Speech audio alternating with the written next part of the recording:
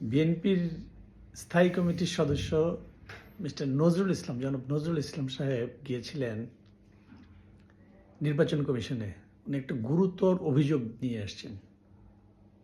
সেটা হচ্ছে যে পোস্টাল ব্যালট পেপার, যে বিদেশে যে আমাদের প্রবাসী ভাইদের জন্য যে ভোটটা গ্রহণ করা হবে, ওনাদেরকে পাঠানো হয়েছে পোস্টাল ব্যালট পেপার, সেটাতে মানে বিএনপির যে প্রতীকটা ধানের শীষ, ওটাকে ইচ্ছাকৃতভাবে নাকি একটু মানে লুকানো জায়গায় যেন কম দেখা যায়, কম গুরুত্বপূর্ণ জায়গায় দেওয়া হয়েছে।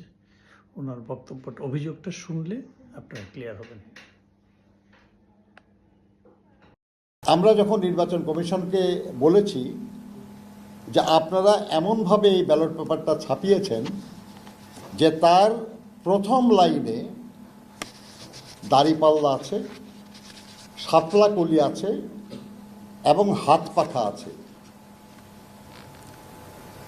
কিন্তু বিএনপির যে প্রতীক সেটা শেষ লাইনে মাঝামাঝি জায়গায়, ঠিক মাঝখানে। এবং কেউ যদি ভাঁজ পড়া অবস্থায় দেখে তাহলে প্রতীকটা পুরা দেখাই যাবে না। এটা ইচ্ছাকৃত। দুইটা পেজ আর কি। এক পেজের প্রথম সারিতে আছে, ঠিকই উনি যা বলেছেন ঠিকই বলেছেন, দাড়িপাল্লা। এবং ওই দাড়িপাল্লার যে রোটা আছে সেই রোর মাঝামাঝি জায়গায় যেখানে ভাঁজ হয় সেখানে আছে ধানের শীষ। এটা ঠিক আছে। আরেকটা